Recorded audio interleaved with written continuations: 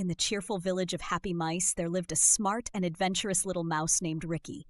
He wasn't just any mouse. He wore a bright red hat tilted jauntily to the side and pristine white gloves like a true adventurer.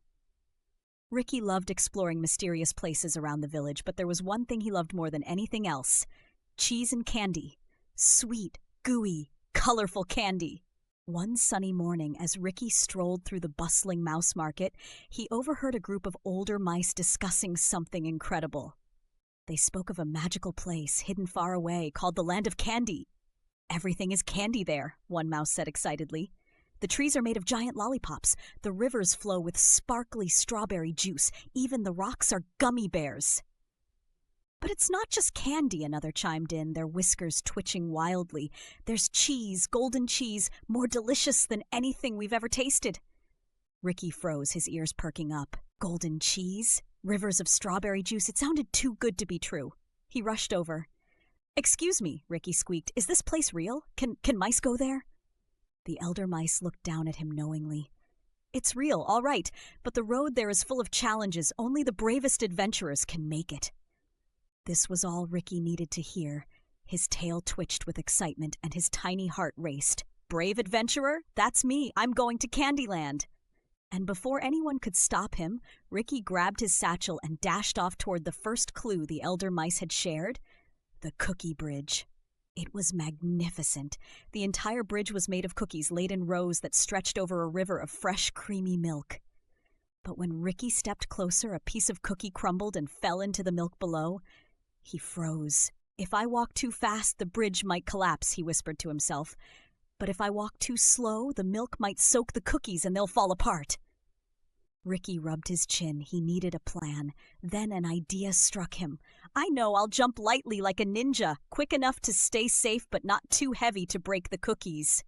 He bent his knees, adjusted his hat, and boing, boing, Ricky hopped gracefully across like a candy-loving ninja mouse. The last jump landed him safely on the other side, where he caught his breath and yelled, "I did it!" But the next challenge wasn't far ahead. At the gates to Candyland, Ricky gasped. Looming before him was a giant dragon, not one that breathed fire, but one made entirely of chocolate. It shimmered in the sunlight, its scales glossy and rich. "Who dares approach Candyland?" boomed the dragon, its deep voice rumbling like thunder. "No one may enter without passing my test." Ricky wasn't scared. Well, maybe a little. But he puffed out his chest and squeaked, "I'm Ricky the Mouse, and I'm ready for anything. What's your test?" The dragon smiled, revealing rows of caramel teeth.